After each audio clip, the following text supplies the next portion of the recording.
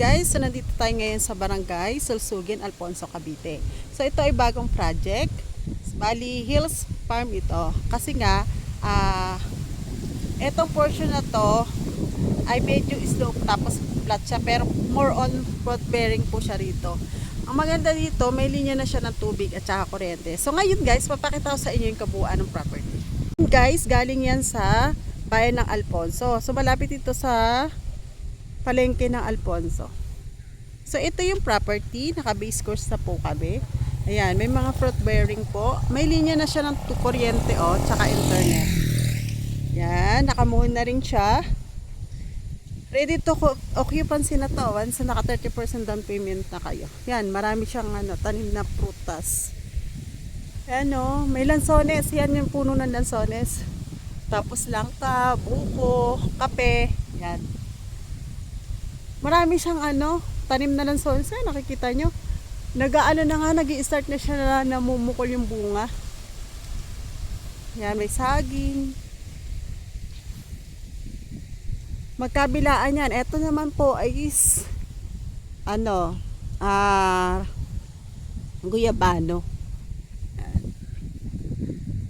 Ito po ay slope. Tapos patag sa baba. Malamig yung lugar. So yan, nakikita nyo. Inaabot pa po ito ng pagi ng Tagaytay.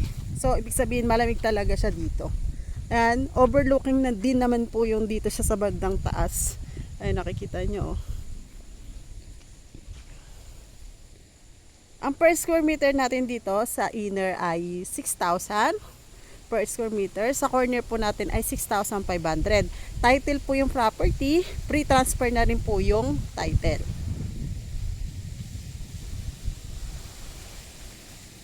Ayan guys, di ba? Ang ganda. Maganda po ito doon sa mga naghahanap ng mga farm na gusto nilang gawing Airbnb by bakasyonan yan.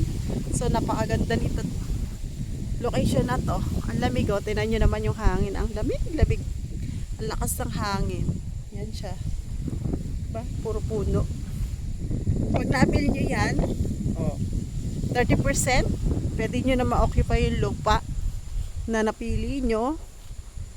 Yan, yung mga fruits na nandyan, kung ano yung mabibili nyong property dito, anong lote, kung ano yung nakatanim, pwede nyo na harvested yan.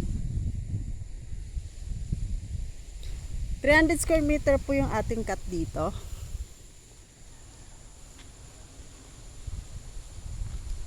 Yan, ang ganda-ganda ng location. Yan. Diba? Ngayon po ay magsisix na lang gahapon. Kaya tingnan nyo, ayun na yung sunset. So guys, sa mga interesado po, don't forget to subscribe sa aking YouTube channel. At saka po pwede nyo po akong kontakin sa aking Viber o WhatsApp sa mga gusto pong mag-avail. See you guys sa mga susunod kong video. Bye bye!